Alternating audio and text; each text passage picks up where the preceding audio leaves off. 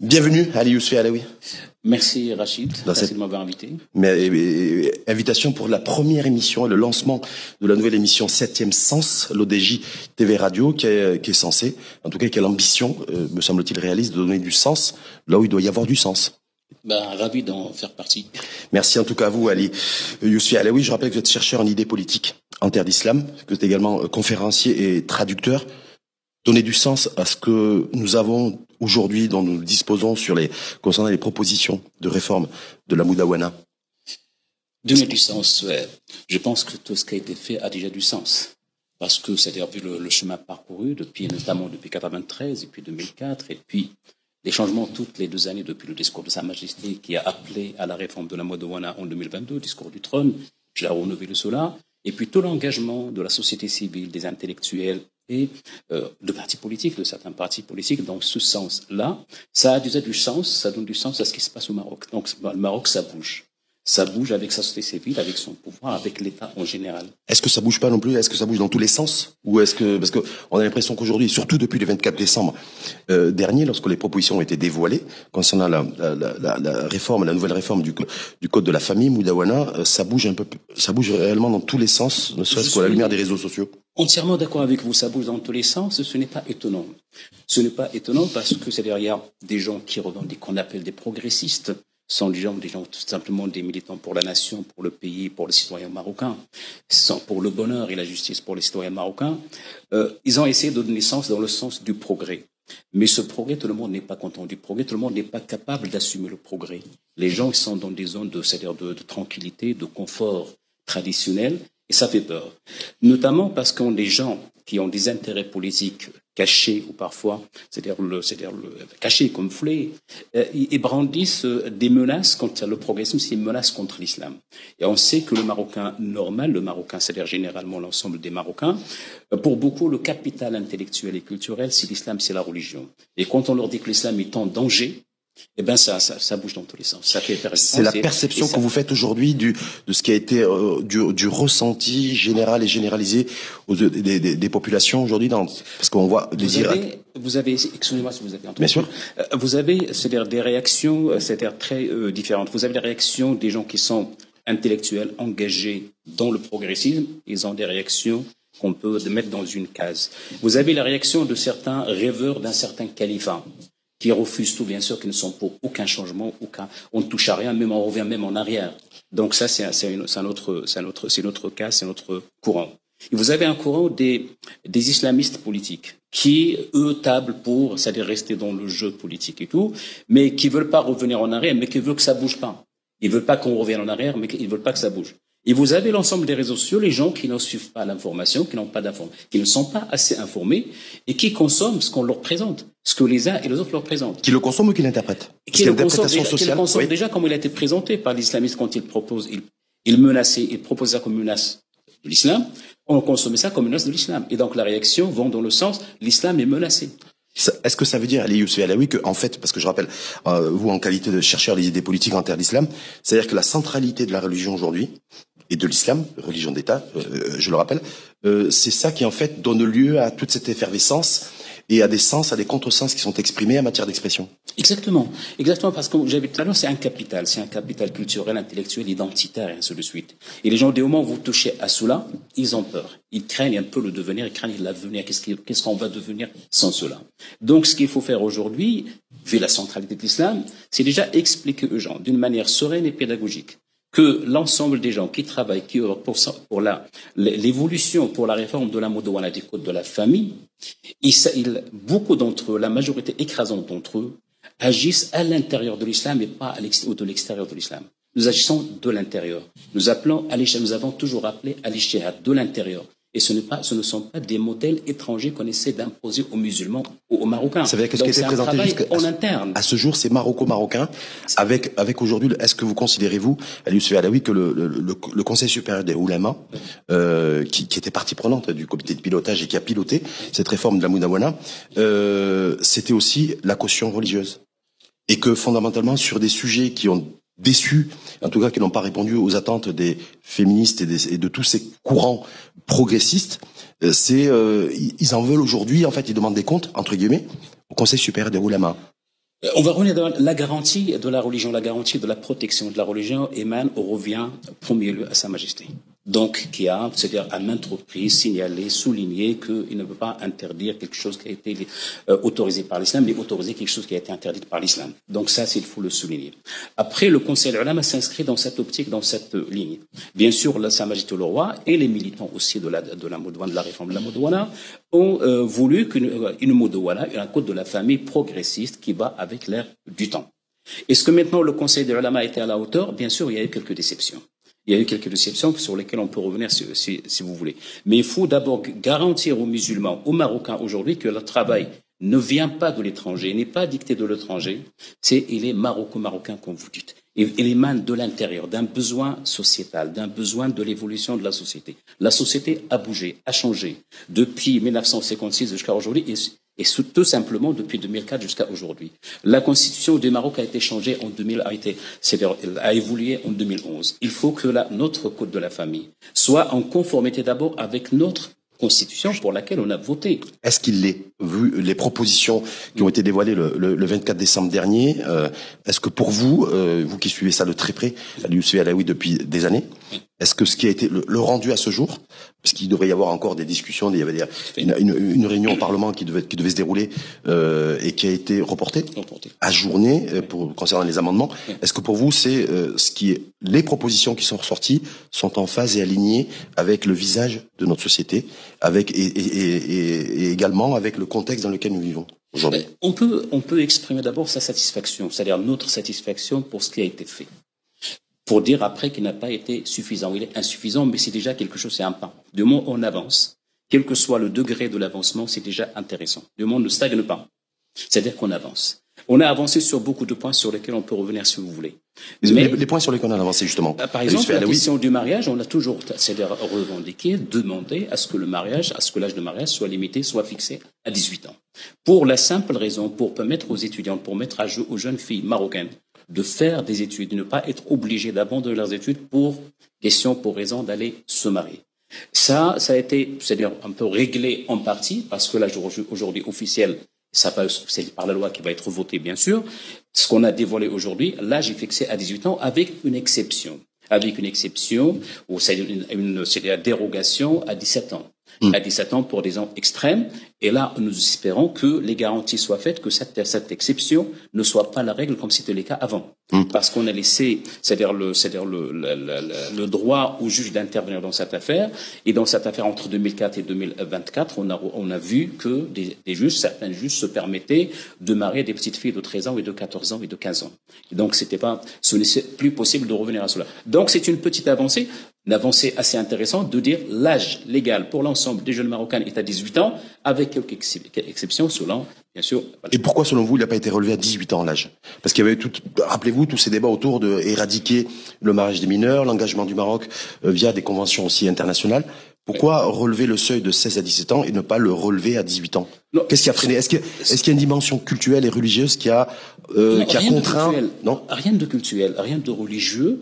C'est juste parce que les gens, c'est-à-dire, je suppose que les gens, le Conseil de l'ulama a pris en considération la situation des filles ou dans des cas où il n'y a pas d'école à la campagne, où il y a des écoles dans les montagnes, et que, c'est-à-dire, si on peut avancer un petit peu, ça permettait de régler des problèmes.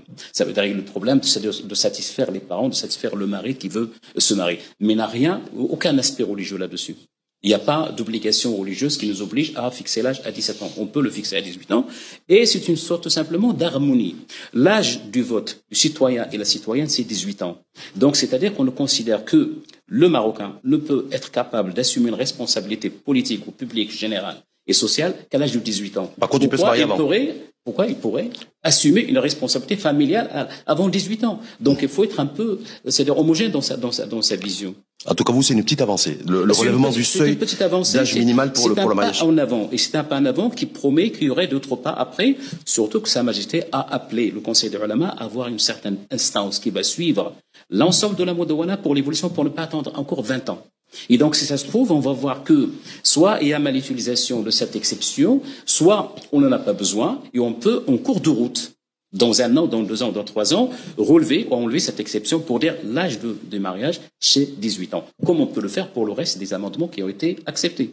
Du moment où cette ouverture est restée. Et c'est la grande, c'est-à-dire pour moi, c'est une grande, personnellement, la grande ouverture, c'est celle-là. C'est de laisser la porte ouverte à l'ijtihad au quotidien, selon l'évolution de la société marocaine, et ne pas attendre encore un quart de siècle pour faire un changement. Parce que pendant ce quart de siècle, il y a beaucoup de filles, beaucoup de jeunes filles, beaucoup de parents, beaucoup de mères, célibataires ou pas célibataires, qui ont souffert des injustices. Ça, c'est pour le mariage des mineurs. On a vu aussi que concernant la polygamie, il y a un renforcement du cadre juridique pour contraindre encore un petit peu plus. Ça aussi, c'est une avancée, mais avec, c'est-à-dire un arrière-goût amertume. C'est un arrière-goût amer. Pourquoi amer? Parce que ce que nous voulions à la base, c'est interdire la polygamie et la bigamie. Pas de cas extrêmes. Parce que quand on se marie, c'est pour le meilleur et pour le pire. Et quand pour le meilleur et le pire, donc c'est la femme, elle est malade, ou la femme, elle n'est pas, parce qu'il parlait de, moi je mets ça entre guillemets, du devoir conjugal. Je ne l'appelle pas ça un devoir conjugal, c'est une conception traditionnaliste. C'est-à-dire la famille, c'est deux personnes qui s'aiment, qui s'entendent, qui se soutiennent l'un et l'autre durant toute la vie. Donc ils ont un projet de vivre ensemble. Et ce ensemble, c'est un soutien. Si la femme est malade, ou la femme ne peut pas donner d'enfant, et donc, elle a besoin de soutien de son mari. Et là, le problème, c'était l'adoption. On n'a pas accepté l'adoption, donc on va recourir à, si la femme ne peut pas donner d'enfant, c'est-à-dire le mari, il peut permettre à son mari de se remarier. On peut avoir aussi le cas opposé où c'est l'homme qui ne peut pas avoir d'enfant. Et on ne peut pas avoir d'enfant. On n'a pas parlé de ça. On n'a parlé que de la femme qui n'a pas d'enfant. Dans ce cas-là, si l'homme ne peut pas avoir d'enfant, est-ce que la femme doit divorcer ou ce qu'elle doit faire? C'est-à-dire la solution, c'était l'adoption. Aujourd'hui, on a la kafala, mais ce n'est pas assez parce que les gens ils veulent dépenser pour les enfants qu'ils considèrent comme les leurs, comme ça se passe ailleurs. Ça se passe. Voilà. Donc à ce niveau-là, la polygamie devrait être interdite parce qu'il n'y a pas d'obligation religieuse, contrairement à ce que les salafistes nous disent. C'est une permission. وإن خفتم ألا تعدلوا في اليتامى فاحلل لكم من النساء مثنى وثلاث ورباع. إن خفتم ألا تعدلوا, si vous avez peur de ne pas être juste avec les orphelines, parce que des gens à l'époque utilisaient les orphelines, c'est-à-dire consommer leurs biens et tout, et se marier avec elles d'une manière un peu abusive. Et donc là, on dit, il vous a été permis d'aller chercher, laisser les orphelines tranquilles et aller chercher une deuxième femme, une troisième, une quatrième. Donc, ce n'est pas une obligation. Il y avait le souci de protéger les enfants. Ce n'est pas une obligation religieuse, c'est une ouverture religieuse. Et donc, cette ouverture, si on l'a fermée aujourd'hui, parce que a changé, ça ne pose aucun problème pour la religion. Donc, est-ce que ça veut dire, Youssouf Alaoui, que sur le mariage des mineurs, le seuil qui a été relevé de 16 à 17 ans, sur la polygamie, avec un renforcement du cadre juridique, là, il n'y a rien de religieux, il n'y a pas de fait religieux, il n'y a aucun lien culturel et religieux. Par contre, et là, donc, il y a une avancée. Est-ce que sur le coup concernant l'héritage? L'héritage, c'est problématique. Voilà. Est-ce que là, du coup, tout ce qui, en fait, avant de rentrer dans le détail avec vous, Youssouf Alaoui, est-ce que là où il y a du religieux, où il y a une tonalité religieuse, eh ben, il n'y a pas eu forcément d'avancée. C'est le ressenti, en tout cas. Pas vraiment. Parce que, c'est-à-dire, on a une petite avancée. Il y a toujours, ça a bougé un petit peu. Et ça, il faut le souligner. Il ne faut pas être négatif non plus. Ça a bougé, mais pas assez. Pas assez pour l'évolution du Marocain et de la Marocaine.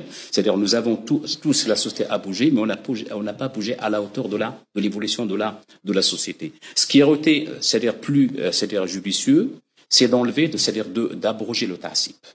Déjà, la première des choses.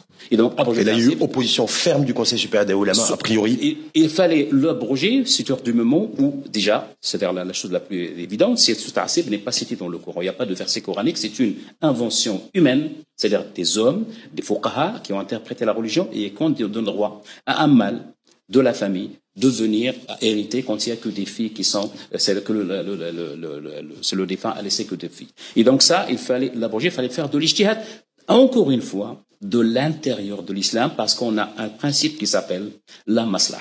C'est dans le fiqh al-maliki, chez Ash-Shatibi, fiqh al-maqasid, c'est-à-dire le fiqh de la finalité. Les finalités, c'est l'intérêt des filles, c'est l'intérêt des orphelines. Et dans ce cas-là, il fallait abroger. Pourquoi ça n'a pas été fait? Pourquoi le Conseil supérieur des oulémas, a priori, s'est prononcé, a eu pris une position extrêmement tranchée là-dessus, sur quelque part, c'est comme ça que ça a été perçu d'ailleurs, le maintien de l'inégalité en matière d'héritage. L'inégalité, exactement, c'est le mot qu'il faut laisser, c'est l'inégalité, l'injustice en matière d'héritage.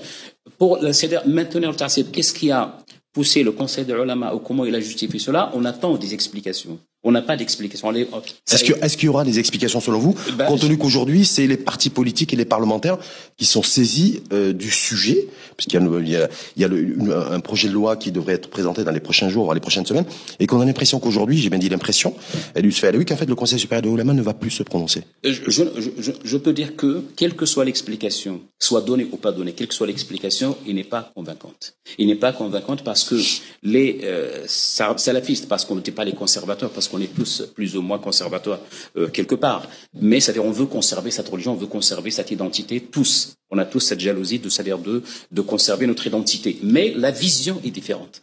On la conserve dans l'évolution, on la conserve en la faisant progresser. On la conserve pas en la gelant. Et donc ce qui a été fait maintenant, c'est geler la pensée religieuse à ce niveau-là, au niveau de Tassib. Et donc, quelle que soit l'explication, il n'est pas acceptable et inadmissible parce que, c'est-à-dire, il n'est pas acceptable parce qu'il n'y a pas de texte tangible.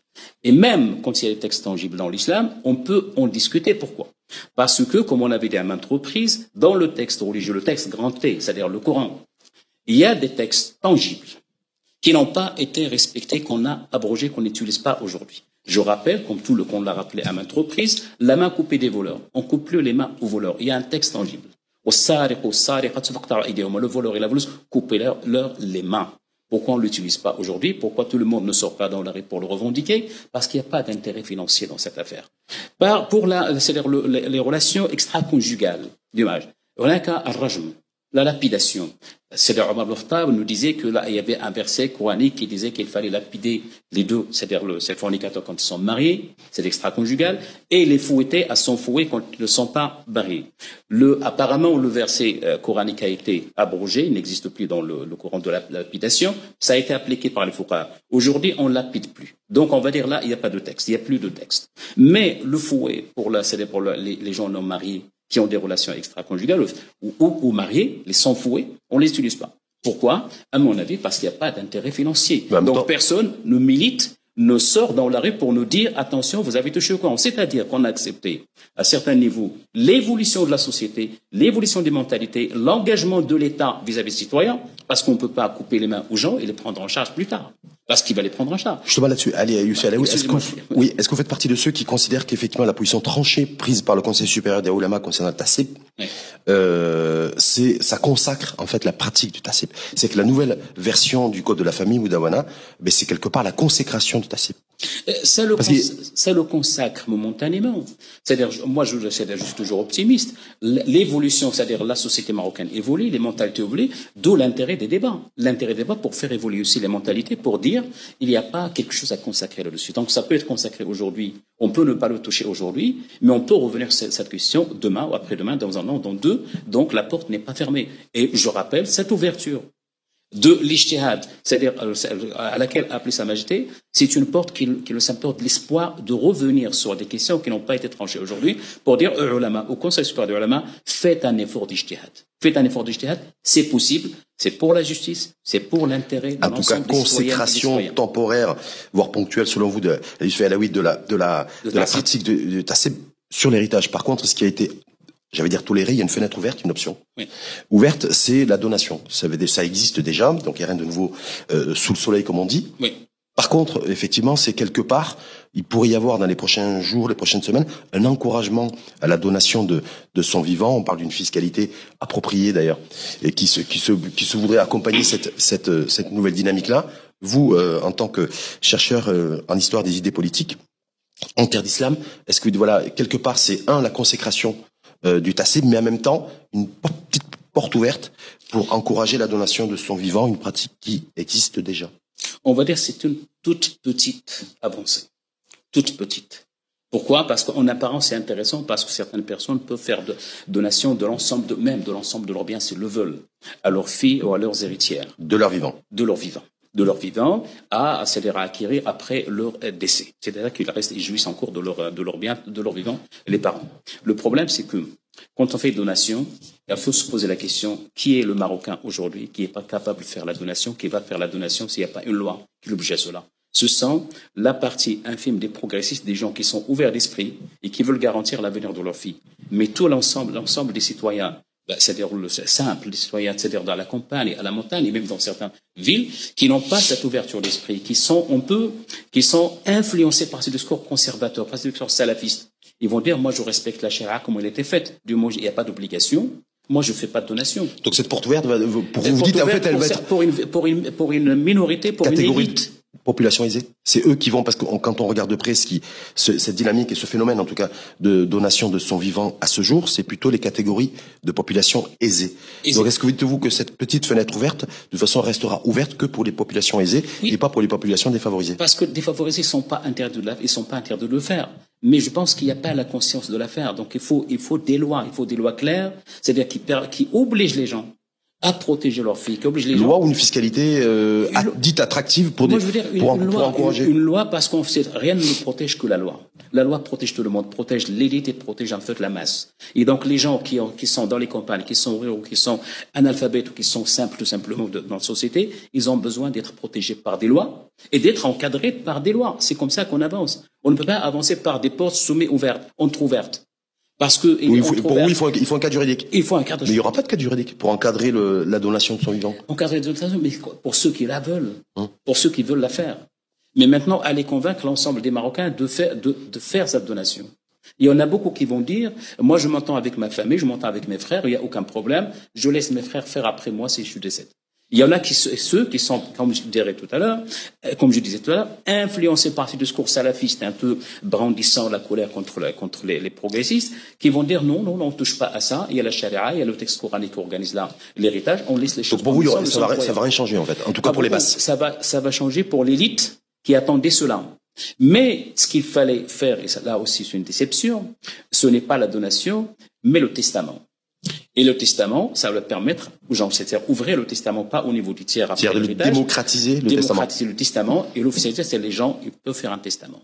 Déjà aussi, c'est pas pour tout le monde, parce que tout le monde ne va pas faire un testament. Tout le monde n'a pas les moyens et intellectuels et financiers de faire un testament. Mais au moins, laisser cette porte ouverte à ceux qui la veulent, comme ça, ils font un testament à qui ils veulent.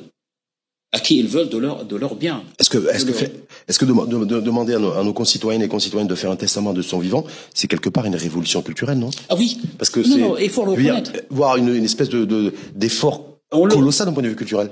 Non, ça aurait été une révolution. Moi, je ne dirais pas une révolution, c'est une évolution. C'est-à-dire, c'est une évolution normale dans l'avancée de notre pays. Donc le pays avance, les mentalités évoluent, c'est-à-dire les gens sont ouverts, ils sont plus ou moins sur les réseaux sociaux, ils sont plus ou moins cultivés, ils sont plus ou moins scolarisés, donc ils peuvent comprendre un peu l'enjeu et le danger qui est autour de leurs enfants, notamment de leurs filles. Cela n'a pas été fait. Donc là, c'est une déception. La donation, c'est déjà une petite avancée, mais n'est pas assez intéressante. Ça n'a pas été fait parce qu'il y a le fait religieux. C'est notre religion d'État qui a freiné les intentions de celles et ceux qui voulaient faire bouger les lignes à ce niveau-là. Est-ce que ça c'est du fait religieux? Non, je rappelle cette citation, cet appel de Sa Majesté. Ne pas interdire ce qui est autorisé, ne pas autoriser ce qui a été interdit dans le Coran. La question ici n'est pas d'interdire ou d'autoriser. La question est d'interpréter dans le sens de l'islam, dans le sens de la justice divine. La justice divine, c'était une justice à Médine et à la Mecque, notamment à Médine, à l'époque du vivant du prophète, sallallahu alayhi wa sallam, et à l'époque des compagnons du prophète, mais la société a bougé. Ce qui était juste à l'époque ne l'est plus aujourd'hui, parce que la société a bougé. À l'époque, la prise en charge des filles était faite par l'oncle, par le grand-père, par le cousin, et ainsi de suite. Ce n'est plus le cas aujourd'hui. On ne peut plus revenir à ça. Nous sommes dans des sociétés de plus en plus individualistes. Et le fait aussi d'avoir intégré le fait d'exonérer le foyer familial de l'enjeu, en tout cas de dispatching, si je puis dire, de l'héritage. Est-ce que ça, c'est une fenêtre aussi, une autre petite fenêtre ouverte, ou pas, selon vous? Tout à fait. Tout à fait. Tout ce qui peut encourager les gens à répartir leurs biens d'une manière assez juste, sans avoir à payer des taxes là-dessus, ainsi de suite, tout ça, ce sont des avancées. Mais ce sont des avancées qui restent toujours en deçà de ce à quoi on espérait. En tout cas, ce qui a été fait Mais il faut dire que dans une société, dans un débat comme ça, on ne peut pas gagner sur tout le tableau. C'est-à-dire, on avance, il n'y a pas qu'une seule vision des progressistes ou pas progressistes. Tout un chacun a peut-être pour ceux qui sont de bonne foi, dans son objectif final ou dans sa finalité, c'est l'intérêt du pays. Maintenant, cet intérêt du pays, on le voit différemment selon sa culture. L'intérêt du pays ou l'intérêt des enfants? Parce qu'on a l'impression qu'en fait, le curseur, dans l'esprit de... Il y a les deux. C'est-à-dire l'intérêt d'abord, c'est-à-dire en premier lieu, ce sont des enfants et des orphelins et orphelines. Et l'intérêt du pays, parce que c'est un pays qui reste, c'est-à-dire de ce cadre conservateur, de ce cadre stagnant, qui évolue par rapport à ses voisins, par rapport à l'ensemble de la région de MENA. Justement, l'intérêt des familles, vous avez dit l'intérêt national, l'intérêt des ménages, et l'intérêt supérieur des enfants, parce que c'est ça le code de la famille, et la Moudawana. Lorsque, a priori aussi, le Conseil supérieur des Oulémas oppose un niet, j'ai bien dit un niet, à la reconnaissance par ADN de la filiation et de la paternité, est-ce qu'il y a du religieux? Est-ce qu'il y a de l'interprétation sociale? Est-ce que ça obéit à une autre forme de logique rationnelle ou irrationnelle? Je ne peux pas comment le Conseil des Oulémas pourrait justifier cela plus tard à l'ensemble des citoyens marocains, parce que au Maroc, dans le cadre de la justice, on recourt à l'ADN pour prouver l'inculpation ou la libération, c'est-à-dire d'un accusé. Et donc, on recourt à cela et le reconnu, on l'utilise au quotidien et l'ADN est fiable à 99,99%. Pourquoi est-ce qu'on utilise l'ADN dans un cas et on ne l'utilise pas dans un autre?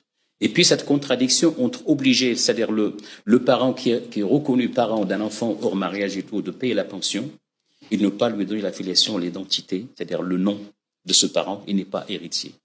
Ce contraste, cette contradiction, pardon, n'est pas compréhensible du tout. On ne peut pas la comprendre. Est-ce que ça veut dire il y a à la fois du religieux et du social et du sociétal et qu'on n'a pas trouvé la bonne alchimie en fait et la bonne, je veux dire, la bonne recette? On se dit voilà, on a l'impression qu'en fait il y a à la fois du religieux qui est présent et à la fois du social. Si vous permettez, je ne peux pas voir qu'est-ce qu'il y a de religieux dans cette affaire. L'ADN n'existait pas à l'époque du prophète. Il y avait quelque chose qui s'appelle le qiyafa. Et le qiyafa, ce sont des gens qui sont connus dans l'ilm al-ansab et qui peuvent, quand il y a une femme, dit qu'il était enceinte, tombée enceinte d'un tel ou d'un tel, qui peuvent regarder les personnes qui sont censées avoir relation avec cette femme et qui peuvent dire l'enfant, il ressemble à celui-là, et donc c'est son enfant, il doit le reconnaître. Et donc c'était comme ça parce que c'était les moyens de l'époque. Les moyens ont changé aujourd'hui. La science a avancé. Pourquoi ne pas permettre à notre façon de vivre de profiter des avancées de la science? C'était la seule façon de dire aux gens qui peuvent avoir des relations hors mariage, vous allez avoir des relations, mais assumez vos responsabilités. Vous allez avoir des relations sexuelles, assumez vos responsabilités parce que l'ADN est là. Et quand l'ADN est là, vous allez avoir un enfant dans le cadre de mariage ou hors du mariage et vous allez lui donner votre nom, votre héritage et vous allez le prendre en charge. Alors que là, on peut dire aux gens, si vous n'êtes pas attrapé par la justice, vous pouvez toujours avoir des relations hors mariage. Et donc, en fait, l'apport de relations extra-conjugales hors du mariage, au cadre du mariage, n'est pas encore fermé. L'ADN aurait diminué ces relations parce que les gens seraient responsables, conscients qu'ils vont être rattrapés par la science. Est-ce que ça veut dire aussi que ça maintient les mères célibataires, les mamans célibataires? D'ailleurs, je profite de cette émission avec vous, pour rendre un hommage aussi à Aïcha Chenna, voilà, qui s'est battue pendant des décennies, militante pour le statut, pour qu'il y ait un statut qui soit réellement donné aux mères célibataires, la non-reconnaissance de l'ADN comme lien de filiation et de paternité. Est-ce que ça veut dire aussi que ça entretient le fait que ces mères célibataires vont continuer à ne pas et ne plus avoir de statut social? Tout à fait.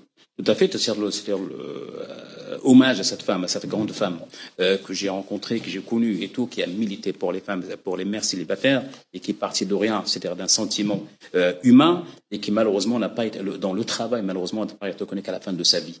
Parce qu'il a été quand même combattu par les salafistes pendant longtemps. Comme quoi, il encourageait les relations extra-conjugales, les relations sexuelles hors mariage. Ces femmes-là, ces filles qui sont, c'est-à-dire les victimes de ces relations, qui ne sont pas coupables dans cette affaire, parce que pour beaucoup, ils sont soit ignorants, soit jeunes, soit pas. On leur a promis des mariages, on leur a promis autre chose, donc ils sont tombés dans ces pièges. Et puis on les laisse se battre seuls.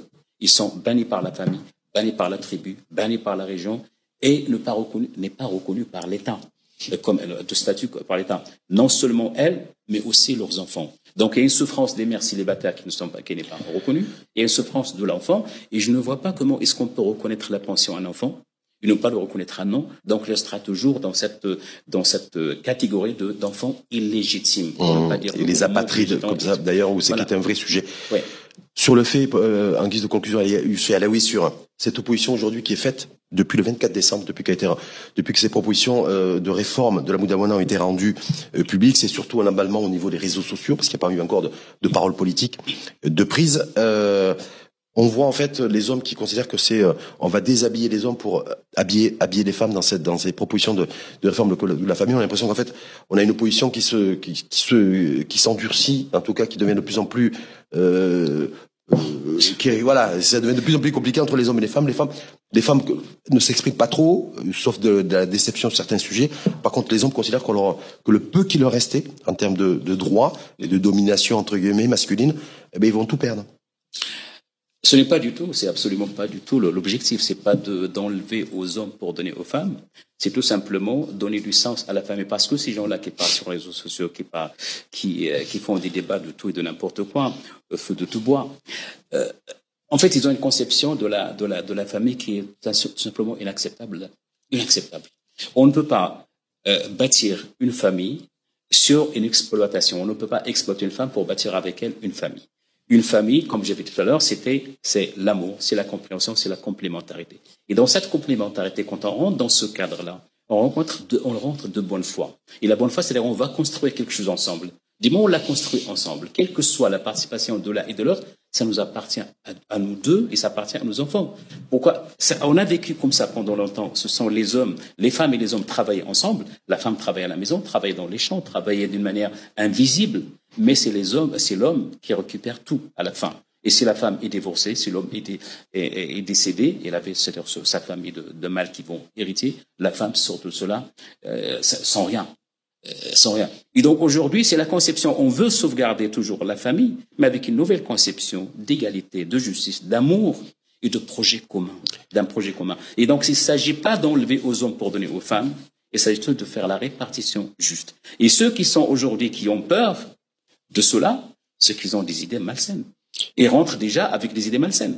D'exploiter quelqu'un. Exploiter, c'est-à-dire l'état des choses comme ils sont aujourd'hui. Et si jamais ça marche pas, je sortirai toujours gagnant.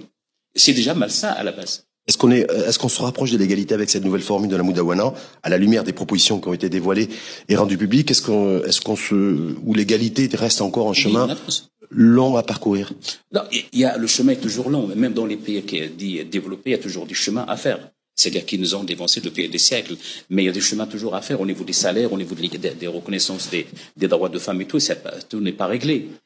Pour nous, on prend notre pays dans son cadre géographique et historique, c'est déjà des grandes avancées, malgré, c'est-à-dire les amertumes, malgré ce qu'on a reproché à ça, c'est une grande avancée. Malgré tout ce qu'on a dit, ça reste une avancée, ça inscrit notre pays dans une évolution progressive. Et donc, il faut rester optimiste à ce niveau-là. Est-ce qu'on s'approche de l'égalité petit à petit, avec des petits pas? Aujourd'hui, quand on parle de la tutelle, quand on parle de la pension, quand on parle du foyer, du couple, quand il y a divorce, que la femme doit rester dans le foyer et tout, c'est une avancée, c'est une reconnaissance des droits des femmes et des droits des enfants. Avant, quand on savait que les femmes ne pouvaient même pas voyager avec leurs enfants sans l'autorisation d'un père absent, dans les amis absents et tout, et la femme même voyager avec ses enfants ne pouvait pas le faire. Moi, j'ai rencontré un cas d'une avocate qui est dans les barreaux de Paris, les Marocaines, elle est avocate au barreau de Paris, et qui est divorcée avec 2 enfants. Et quand il voulait voyager avec ses enfants, il fallait demander l'autorisation de son mari, qui était marié avec une autre femme et tout. C'était juste...